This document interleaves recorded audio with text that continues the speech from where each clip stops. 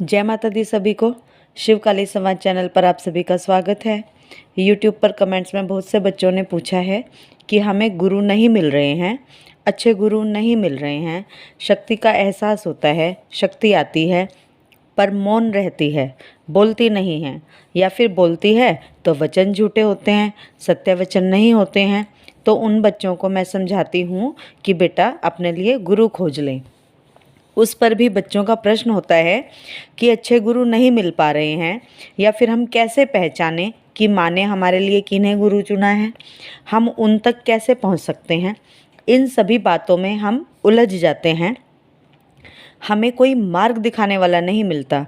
तो आज हम इसी से संबंधित चर्चा करते हैं। तो सबसे पहले मैं बता दूं कि गुरु के चुनाव में शक्तियां हमारी मदद करती हैं। शक्तियां ही हमें गुरु तक ले जाती हैं। जो लोग ये कहते हैं कि साधना करने से पहले हमें गुरु धारण करना है, तो उन लोगों को स्पेशल मैं ये बता दूं कि जब आप किसी इष्ट देव की उपासना शुरू करते हैं, उनकी आराधना शुरू करते हैं, उनकी सेवा शुरू करते हैं, तब वही देवता आपको एक सही गुरु का चुनाव कराते हैं। वही देवता आपको सही गुरु तक पहुंचाते हैं। जब आप अपने इष्ट देव की आराधना करते रहते हैं, उनकी सेवा पूजा करते रहते हैं, उनसे प्रार्थना करते हैं, तो स्वप्न के माध्यम से भी आपको आपके गुरु के दर्शन होते हैं कि आपका गुरु कौन होगा, कैसा होगा और किनको आपका गुरु धारण करना चाहिए। अब मैं बताने जा रही हूँ उन माता बहनों और भाइयों के लिए जिनके ऊपर माता की सवारी आती है। कई बार क्या होता है कि सवारी किसी के ऊपर आती है, माता प्रसन्न हो जाती है किसी की सेवा से, पर जब सवारी आती है तब पूर्ण फल उस व्यक्ति को प्राप्त नहीं होता। जिसके ऊपर सवारी आती है उसे शारीरिक कष्ट भी मिलते हैं, मानसिक कष्ट भी मिलते हैं। उसकी जो दिनचर्या है, डेली रूटीन है लाइफ का, वो भी डिस्टर्ब होता है और घर वाले भी परेशान हो जाते हैं। कई बार ऐसा होता है कि वो चौकियों पर भटकते हैं कि कहीं ये प्रेत बाधा तो नहीं है, कहीं कोई ऐसी चीज़ तो नहीं है जो हमारी बहन बेटी को परेशान कर रही है। क्योंकि बहन बेटी को अगले घर जाना होता है और कोई नहीं चाहता कि उसके ऊपर कोई भूत प्रेत या सवारी खेले। तो इस चक्कर में उस चीज़ को, उस शक्ति को लोग हटवाने के लिए या फिर ये जानने के लिए लोग चौकियों पर भटकते हैं।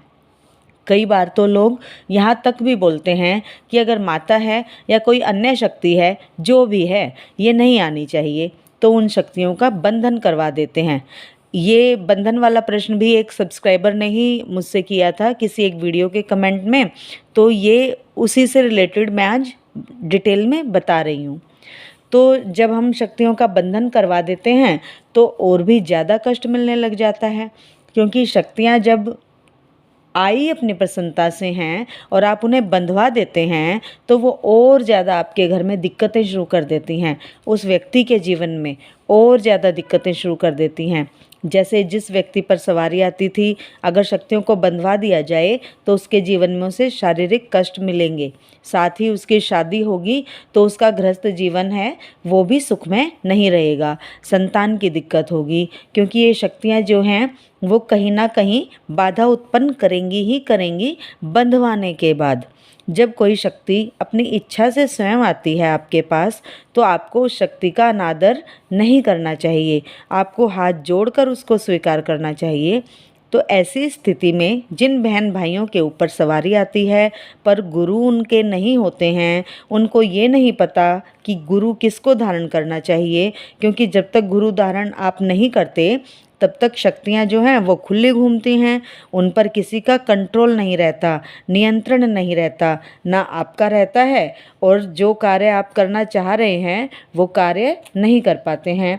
वो जो शक्ति है वो एक जगह पर केंद्रित नहीं होती, वो इधर उधर बिखरी रहती है, जिसकी वजह से बहुत सारी परेशानियों का सामना करना पड़ता है उस व्यक्ति को जिस पर सवारी आती है।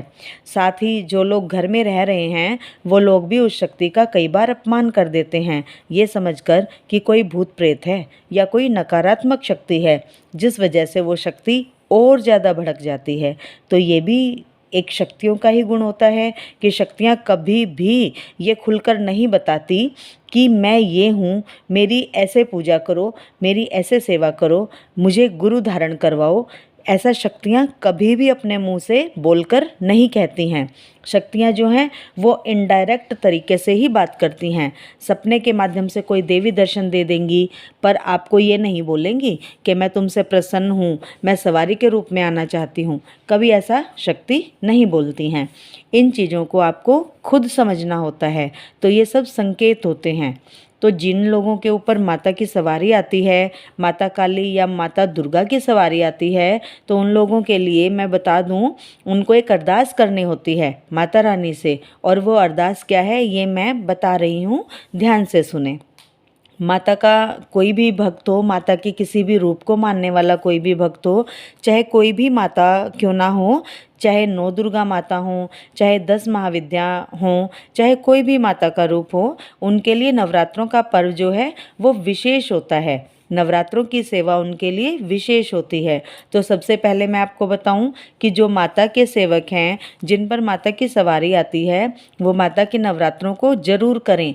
नवरात्रों के समय पे माता की अखंड ज्योत जरूर जलाएं, और अगर हो सके तो माँ के 9 व्रत भी जरूर करें। आपको जो अरदास लगानी है माता रानी से वो है 11 रुपये लें, 16 श्रृंगार लेना है। 16 श्रृंगार जो है वो पैकेट वाला ना लें, क्योंकि उस श्रृंगार में कुछ नहीं निकलता है, वो खाली पैकेट होते हैं। माँ के लिए ऐसा श्रृंगार लें जो आप स्वयं इस्तेमाल कर पाएँ। अलग अलग श्रृंगार लें माँ का।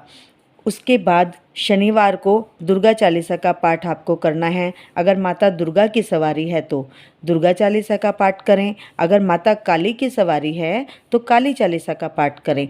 अगर आपको पता ही नहीं है कि माँ किस रूप में आपके साथ है, उस स्थिति में आप दुर्गा चालीसा का ही पाठ करें, क्योंकि माँ दुर्गा से ही माँ के सभी स्वरूप हैं।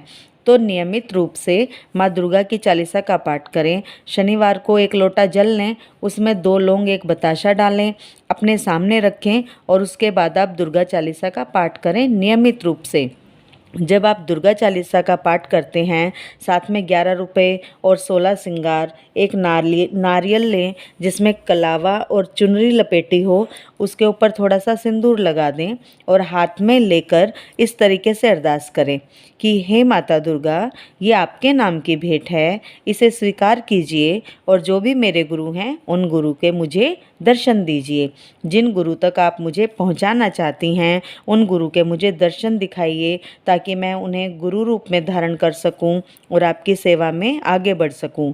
तो इस प्रकार से आपको बोलकर वो सामग्री जो आपने ली है वो आपको अपने मंदिर में रखनी है अरदास के रूप में। और हर शनिवार आपको दुर्गा चालीसा का पाठ करना है। 1 लोटा जल लेकर उसमें 2 लौंग 1 बताशा डाल के, उसके बाद जब दुर्गा चालीसा का पाठ पूर्ण हो जाता है तब उस जल के छींटे आपको पूरे घर में देने हैं। जो बचा हुआ जल होगा उसे भगवान सूर्य नारायण को अर्पित करना है। ये करने के बाद आप देखेंगे कि आपको एक ना एक दिन, लगभग 21 दिन में आपको ये दिख जाएगा कि आपके गुरु कौन हैं। जैसे आप शनिवार को अगर कर रहे हैं तो शनिवार आपको लोटा लेकर उसमें 2 लौंग और 1 बताशा डालकर जल की क्रिया करनी है। यदि आप नियमित रूप से करते हैं, प्रतिदिन कर रहे हैं, तो प्रतिदिन आपको 1 लोटा जल, 1 बताशा और 2 लौंग डालकर घर में छींटे भी देने हैं और सूर्य नारायण को भी जल देना है, और दुर्गा चालीसा का पाठ पहले करना है। तो 21 दिन में आपको इसका रिजल्ट देखने को मिल जाता है, और माता रानी आपको स्वप्न के माध्यम से आपके गुरु के दर्शन कराती हैं। और एक चीज़ मैं आपको बताऊं, ये सच्चाई है कि जिन लोगों ने इसको किया है उसको गुरु के दर्शन अवश्य हुए हैं। पर एक चीज़ और है कि आपको पहचानना, गुरु को पहचानना आपकी जिम्मेदारी है। वो गुरु कोई भी हो सकते हैं, वो आपकी रिश्तेदारी में कोई भगत भी हो सकते हैं, आपके अड़ोस पड़ोस में रहने वाले कोई भगत भी हो सकते हैं, कोई चौकी या कोई दरबार लगाने वाले भी हो सकते हैं, आपने उनको देखा हो ये भी हो सकता है। तो कोई भी हो सकते हैं, पर आपको पहचानना है उन्हें कि ये माँ ने मुझे गुरु के रूप में दर्शन दिए हैं, जो कि स्वप्न के माध्यम से आपको दिखाई देंगे। तो जब भी माँ ऐसा स्वप्न आपको देंगी, उसमें भी आपको ये भी ध्यान रखना है कि वो आशीर्वाद की मुद्रा देते हुए भी हो सकते हैं। जो गुरु रूप में आपको दिखाई देंगे वो आशीर्वाद की मुद्रा देते हुए भी दिख सकते हैं। ऐसा भी दिख सकता है कि आप उनकी चौकी पर बैठे हुए हैं। कई बार आपको कुछ प्रसाद के रूप में कुछ दे रहे हैं, ऐसा भी दिख सकता है। जब आपको स्वप्न के माध्यम से दिखाई दें तो आप समझ जाना कि माता रानी का आशीर्वाद आपको प्राप्त हो गया है और आप उनके चरणों में पड़ जाओ उन्हें गुरु धारण करने के लिए। तो ये था कि अगर आपको माता रानी की कृपा है, सवारी आती है, तब गुरु धारण आपको ऐसे करना है।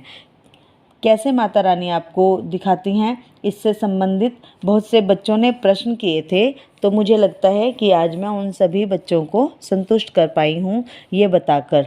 तो जिसे भी गुरु धारण करना है वो करें ये उपाय। शिव शक्ति दरबार में भी 25 सितंबर को गुरु दीक्षा दी जा रही है। जो बच्चे गुरु धारण की लिस्ट ले जा चुके हैं वो 25 सितंबर को आकर गुरु दीक्षा ग्रहण करें और नवरात्रों में अपनी साधना करें। और जिन बच्चों का तर्पण हुआ था उन बच्चों को भी आदेश है कि 25 सितंबर को आकर अपनी गुरु दीक्षा संपूर्ण करें। इससे संबंधित व्हाट्सएप पर जुड़ें तो बता दिया जाएगा कि क्या लाना है। ऑनलाइन पूछा भी दरबार से दी जा रही है। जिसे ऑनलाइन पूछा लेनी है वो बच्चे भी व्हाट्सएप से जुड़ें, फालतू की कॉल मैसेज ना करें प्लीज़। मैं बहुत से बच्चों को ब्लॉक कर चुकी हूँ, अपना नंबर ब्लॉक लिस्ट में डलवाने से बचें। यूट्यूब पर कमेंट्स करें, वीडियो को लाइक करें। यूट्यूब के कमेंट्स से रिलेटेड ही मैं वीडियो बनाती हूँ, बच्चों को रिप्लाई देने के लिए, बच्चों को जवाब देने के लिए। तो सभी स्वस्थ रहें, मस्त रहें, माता रानी सभी को खुशियाँ दे। इसी कामना के साथ सभी को जय माता दी, जय शिव शक्ति, जय महाकाल, जय महाकाल।